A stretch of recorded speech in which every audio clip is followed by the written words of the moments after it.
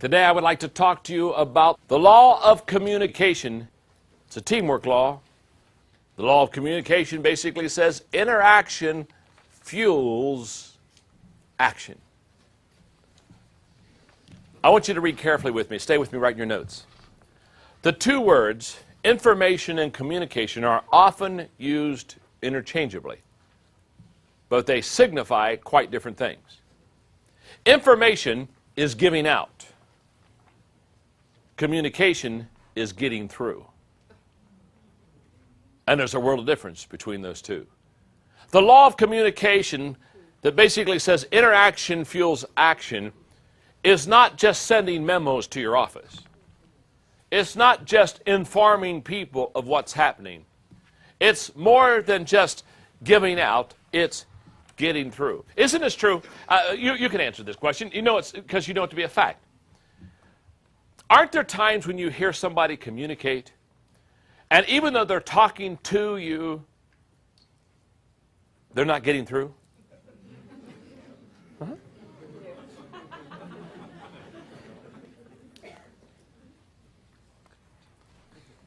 I mean, haven't you just listened to somebody speak sometimes? And I mean, your mind just goes grazing.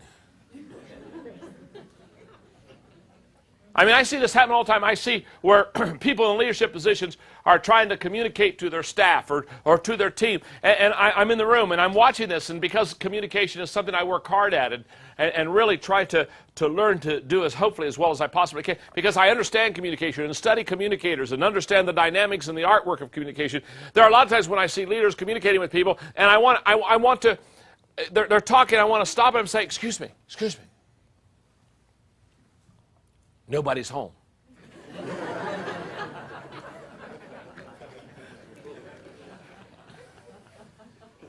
Now this is going to really show my age. You won't remember. Do any of you remember the Gong Show? Oh, you do.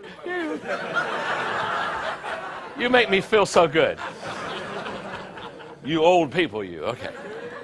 What I love about the Gong, the Gong Show, somebody's talking and somebody got tired of somebody talking, they got up and, gonged them. I mean, it was over. When you hear the gong, it's over.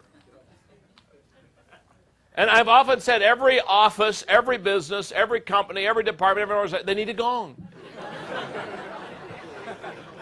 Huh? Are you with me here? And the leaders talking, the bosses talking, so the team captains talking, the department superintendent, whoever talking. But I mean, nobody's home. And wouldn't it be great if one of the team members could get up and just go over and go, gong? Yeah, have a hook them. Let me do it, sir, if you don't mind. It's amazing. In other words, what they're doing, they're giving out, they're informing, but no, they're not communicating. Now, here's what I have found. I have found that good leaders have the ability to communicate effectively to their team. So what I've tried to do in this lesson is give every person, whether you're the leader on the team or one of the team members, because communication has to constantly be going on all the time. In fact, I believe that even, quote, during the game, the teams that play best together are the ones who communicate together. But I'm going to give you some principles of how to, quote, get through to your team. Number one, follow the puzzle principle. And the puzzle principle is very simple. Less time for less pieces. In other words, if you've only got 3 pieces, you only got 3 thoughts, you only got 3 ideas, don't take an hour. Understand? Reduce it down. Your goal is not longevity. Okay. Your goal is to communicate effectively. And the quicker you can say something, the better off it's going to be communicated. Number 2, repeat the message. No matter what you have said to your team, say it again. You say, well, no, I just said that. That's good. Say it again.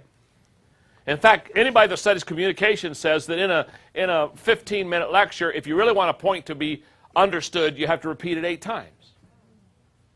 So what am I saying about communication? Well, what I'm saying is repeat it 8 times.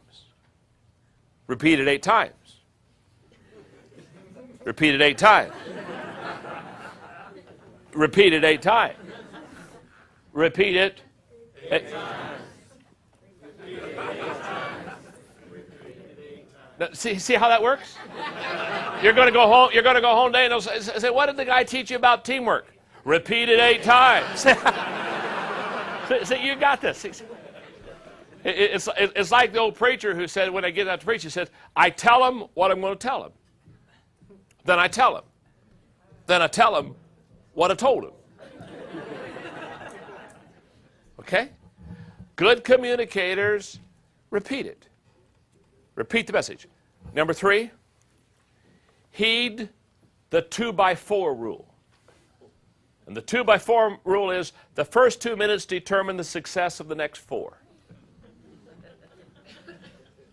In fact, if you're not good in the front 2, don't do the back 4. That's why many times when somebody's saying something not really communicated and they start off, they've been there for 2 minutes, I want to stand up and say, "It's over." Now they say, "Well, no, it's not over. I'm not done yet." Well, you may not be done yet, but it's over. It's like a guy came up to me the other day and said, "How long should I speak?" I said, "How good are you?" We don't give an equal amount of times for everybody. For some people, 5 minutes is a stretch. For some people, 5 minutes is 4.5 too long. Number 4, avoid the hammock speech. Strong on the ends, soft on the middle. You say, "What do I do with the hammock then?" Eliminate the middle. If you're strong on the ends, go from one end to the other end. Number 5, ask the writer's question. The writer's question is very simple. Everybody that ever has written a book or anything, the question you always ask as a writer is, will the reader turn the page? Man, when I'm writing, I'm asking, what's going to keep the reader from just closing the book up right now? Will the reader? What I'm talking about there is you want to be creative. You want to stir the curiosity. Don't major in boredom. When you get to heaven, God's not going to say, "Well done, thou good and boring servant. You've bored a few on earth, come here and bore more."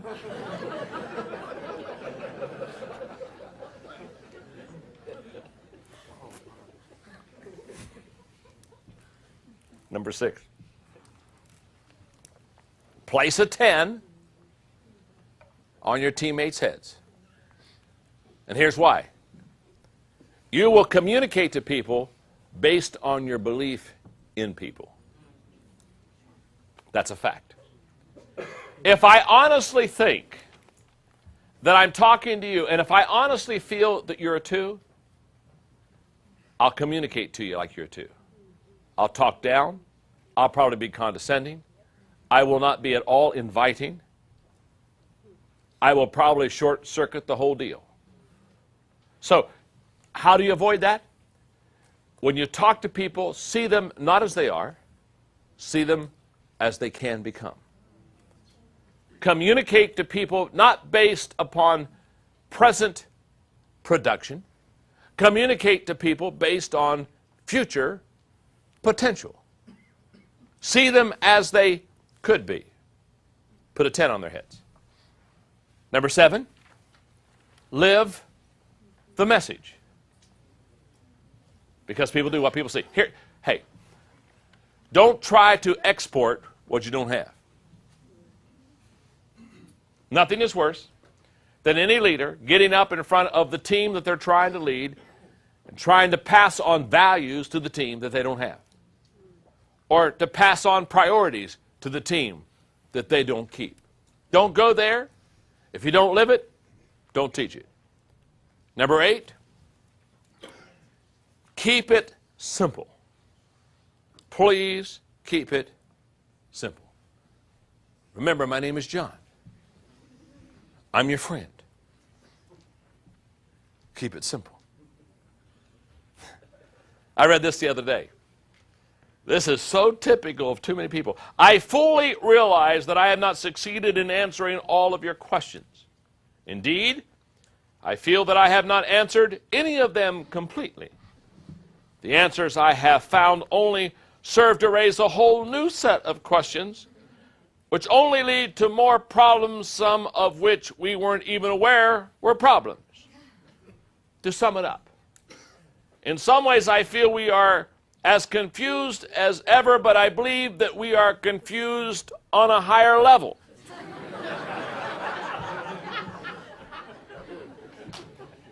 Haven't you been there before?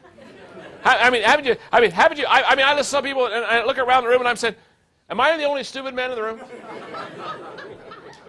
I was talking to another guy just the other day in the business community, and he was talking to me. There were about 3 or 4 others in the room, and he lost me. I couldn't hang with him. I didn't have the mental strength to hang with him. And finally, I just stopped him and I said, I'm so sorry. I said, these other guys are smarter than me, and I don't understand what you're saying. And one of the guys right beside me, I didn't even know him, looked at me and said, thanks.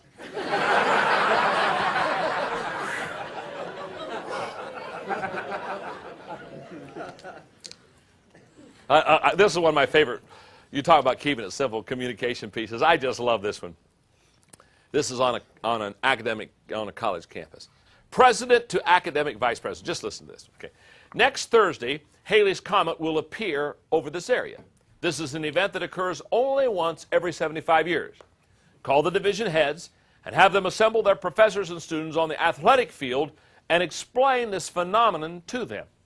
If it rains, then cancel the observation and have the classes meet in the gym to see a film about the comet. Academic vice president to division chairman. By order of the president, next Thursday, Halley's Comet will appear over the athletic field. If it rains, then cancel classes and report to the gym with your professors and students, where you will be shown films, a phenomenal event which occurs once every 75 years. Division chairman to the professors. By the order of the phenomenal president, next Thursday, Halley's Comet will appear in the gym.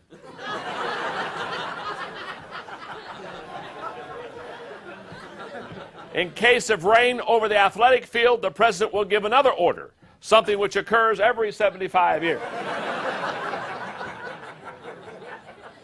Professor to students. Next Thursday, the president will appear in our gym with Halley's Comet, something which occurs every 75 years. If it rains, the president will cancel the comet and order us all out onto our phenomenal athletic field. Student writing home to parents. When it rains next Thursday over the school athletic field, the phenomenal 75-year-old president will cancel all classes and appear before the whole school in the gym accompanied by Bill Haley and the Comets.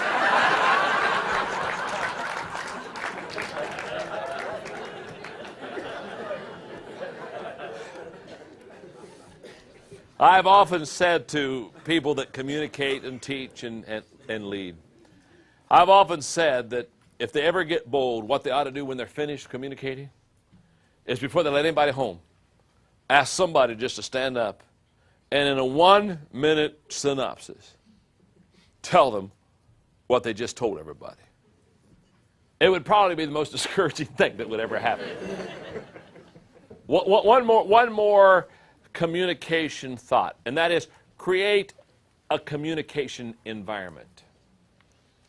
And when I mean in a communication environment, I'm talking now about an open door policy where you walk slowly through the hallways. I've always tried to be open, free, available, ready, hang around, just listening, easily entreated. People can come and talk. Okay. Law of communication question, the test you can take on your own. But it's a great test for you and the team leader as far as communication is concerned. The law of communication question, how would my team members answer the above questions about me? Take it and score yourself.